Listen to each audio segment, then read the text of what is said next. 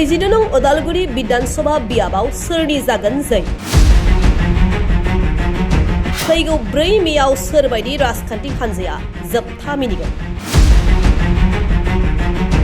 गोदान महर मोननो हागौ नामा उदालगुरि विधानसभा बियाबा रायजोनाङै फैगौ 9 एप्रिलाव जानो गोनां आसाम विधानसभा बिसायख'थिखौ लानानै बे समाव गुबुन गुबुन बिथिंजों जाय जेरै हायो राजखान्थि हान्जाफोरनि बिसायख'थि फोसावदिंनाय हाबाफारिखौ नुबाय थानाय समावनो गुबुन मोनसे महर नुनो मोननाय जादों 40 नं उदालगुरि विधानसभा बियाबाव मोनसेनि उनाव मोनसे आथिखाल लाइमोनफोरा इउपिपिएल राजखान्थि हान्जानि बिजाथि दिपेन बर'खौ बे बाराव बिसायख'थियाव देरहासार खालामनो रोजा रोजा ओंखारबोनायखौ नुनो मोननाय जादों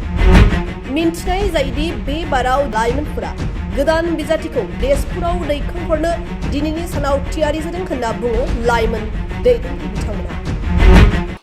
जेन जेट होननाय सोदोबा बे ओरैनो मोनसे सोदोबल' नङा गोबां युथ्सफ्रानो दिनै मोनसे सोलायनायखौ हास्थायनानै दिपेन बर' सारजों हेफाजाब होनो होननानै ओंखारबोनाय मोनसे सोदोबनि दोहौ जेराव लाइमोनफ्रा थांनाय 17 बोसोर बिपिएमनो भट होबोनानै बिथांमोना भुगिदों बा गावसिनि गोरोन्थि जाबोदों बेखौ बुजिदों बेनिखायनो दिनैनि दिनाव लाइमोनफ्रा हानजा हानजा फैनानै नै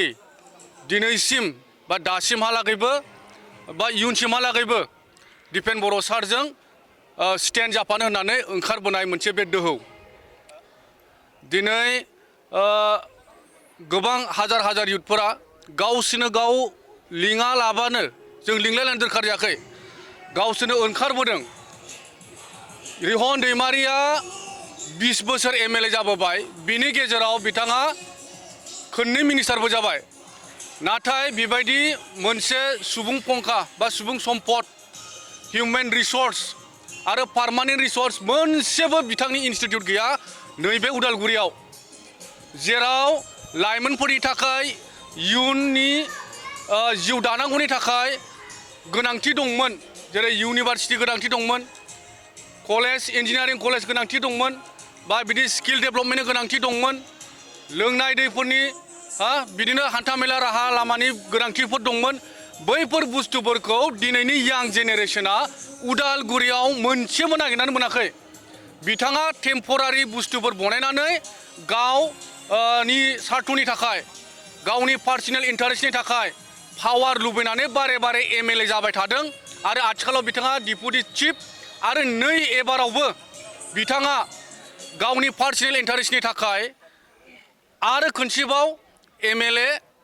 बिजाथि महरै बिथाङा गसंदों जायनि जाहोनाव जोंनि लाइमोन युथफोरा दुखु नांदों उदालगुरि समस्तियाव 40 नं उदालगुरि समस्तियाव अकल माने रिहन दैमारियाल' सासे बिजाथि जानो हायो नामा बा बिथांनावल' सासे लिडारशिप क्वालिटि दं नामा जोंनाव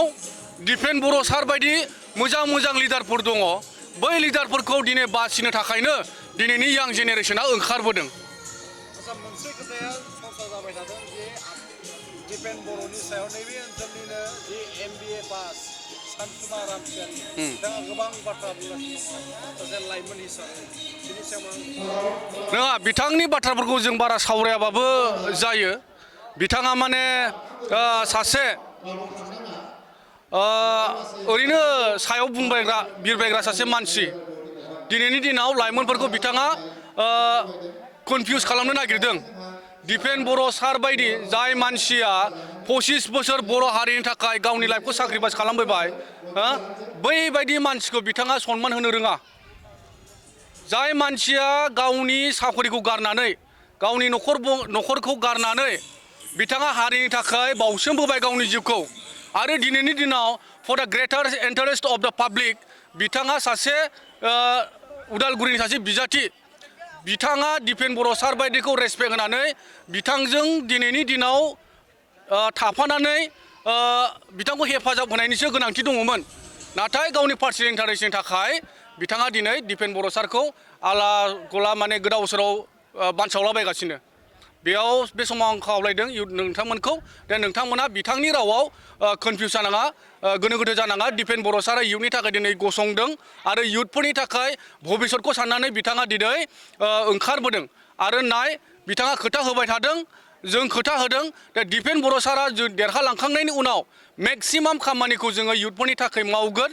आरो जोङो उदालगुरि हिसाबै जोङो माने हिउमेन रिसर्स मोनसे क्रिएट खालामगोन आरो इयुथफोरनि थाखाय भबिसतनि थाखाय जोङो पार्मानेन्ट इनस्टिटिउसनफोर जाय जोंनि फंबाय बिनानावफ्रा बेयाव फरायनानै गावबागाव केरियारखौ दानो हागोन नैबे थांखिखौ लानानै जों दिनैनि दिनाव दिपेन बर' सारजों हेफाजाब होदों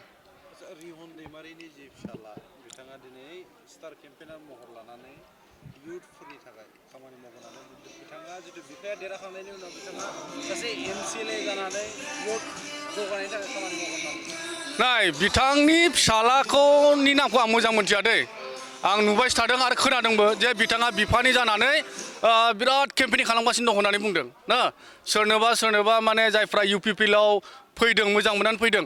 बैफोरबायदि इयुथ बिथांमोनखौ न'आव थांनानै बुरखायनानै थाखा फैसा हैनानै बुरखायदों बा 2 लाख चेकखौ स्किमखौ नोंथांमोननो होगोन होननानै बिथाङा थगायदों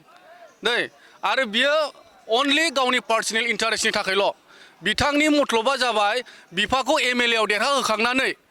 बाय इलेक्सनाव गाव बिजाथि महरै गसंनो नागिरनाय जेबो बेयाव जेबो माने मा होनगोन जोंनि इयुथफोरनि थाखाय जेबो बिथांनाव मोजां रहस्य साननाय गैया दै आरो बिथाङा गावनि पार्सनेल इन्टारेस्टनि थाखाय गाव MCLA जानो थाखायसो बे खामानिखौ मावगासिनो दं दिनैनि दिनाव ओंखायनो आङो यां जेनेरेसन दानि फंबाय बिनानावमोनखौ खावलायदों बिथांनि गोदै रावाव बिथांनि बुरखायनायाव नोंथांमोना गोजावनाङा जुदि नोंथांमोना गोजावबाथाय नोंथांमोननि फिउचारा माने डार्कबो जानो हागौ आरो बेनिखायनो दिनैनि दिनाव नोंथांमोना दिपेन बर' सारखौ जगदान हो गोबां हाजार लाइमोनफ्रा जगदान होनो बिथांजों फैदों बे समाव नोंथांमोनखौ गुरै खावलायदों जे बिथांनि बुंनाय बाथ्राफ्राव नोंथांमोना गोजावनाङा আজি আমাৰ বহুত ভাল লাগিছে ইউথ হিচাপে আৰু আমি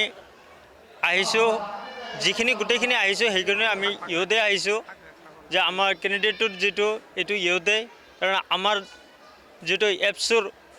সভাপতিও আছিল আৰু আমাৰ হকেও কাম কৰিছিল যিটো এপছুকলে বড়োহত কাম কৰিছিল কিন্তু আমাৰ মাইনৰিটি এলেকাটো ই ভালকৈ চাইছিল যে আমাৰ ফালেও গৈছিল খবৰ লৈছিল কিন্তু এই দীপন বড়ো ছাৰ এজনে বহুত ভাল মানুহ আমি বহুত ভাল পাই আমি ৰাইজে গোটেইখিনিত দীপন বড়ো ছাৰৰ ফালে আহিছোঁ আমি দীপন বড়ো ছাৰক এইবাৰ 46 নং ওদালগুৰি সমষ্টিৰ পৰা আমি জিকাই এইবাৰ MLA বনাম কিমানজন আহিছে আপোনালোকে আমি ইয়াত কমত 2-300 মানুহ আহিছোঁ উদ্দেশ্যটো কি আছে আপোনালোকৰ উদ্দেশ্য এইটোৱে আছিল যে আমি দীপন বড়ো ছাৰক এইবাৰ যে ওদালগুৰি সমষ্টিৰ পৰা জিকাম আমি যে সিহঁতে এজন শিক্ষিত মানুহ আমাৰ হকে কাম কৰিছিল আমাৰ মুছলিম মানুহৰ কাৰণে কাম কৰিছিল আৰু লগতে বড়োসকলৰ বাবেও কাম কৰিছিল আমি বহুত ভাল পাই সেইকাৰণে আমি ছাৰক জিকাই দিম নাই আমাৰ তেনেকুৱা ধৰণৰ কোনো ইছ্যু নাই আমি ছাৰক ভাল পাইছোঁ আমি ছাৰৰ হকেও ইলেকশ্যনৰ আগতেও আমি এনে চলাফৰা কৰিছোঁ লগ পাইছোঁ য'তে দেখা হৈছে ত'তে কথা বতৰা পাতিছোঁ ছাৰক আমি ভাল পাইছে কিবা লিখা পঢ়াৰ বিষয়ে কিবা সুধিছে কেনেকৈ পঢ়ি আছে এইবিলাক সুধিছে ভাল লাগিছে সেইকাৰণে আমি UPPLত যোগ হৈ ছাৰক এবাৰ আমি জিকাই দিম কিন্তু আমি এইটো সময়ত দেখিবলৈ পাইছোঁ কি যি ব্ৰিটিছৰ এতিয়া যি ডেপুটি চিফ ৰিহন दैमारी তেখেতক প্ৰতিদিনা ইয়াতে চ' তেখেতে কৈছিল কি ইউথবিলাকৰ কাৰণে বহুত কাম কৰি আছোঁ আমি নাই বিশেষকৈ আমাৰ যিটো মাইনৰিটি এলেকাত ইয়াত আহাই নাই আৰু একো কাম কৰা নাই বিশেষকৈ 3বাৰ মন্ত্ৰী হৈ আছিল মন্ত্ৰী হৈ থকাৰ পিছতো যিটো চেয়াৰমেন বুলি কয় আমাৰ ইয়াত চেয়াৰমেনটো হিয়ে ৰাখিছিল কিন্তু এতিয়া বিশেষকৈ আমাৰ মাইনৰিটি এলেকাত কিছুমানক সুধিলে ৰিহন दैमारीৰ নামে ক'ব নোৱাৰিব আৰু সি কোনে চিনিয়ে নাপায় কিন্তু দীপন বড়ো ছাৰক সকলোৱে চিনি পায় হয় তাৰ পৰাই আমি ওলাই আহিছোঁ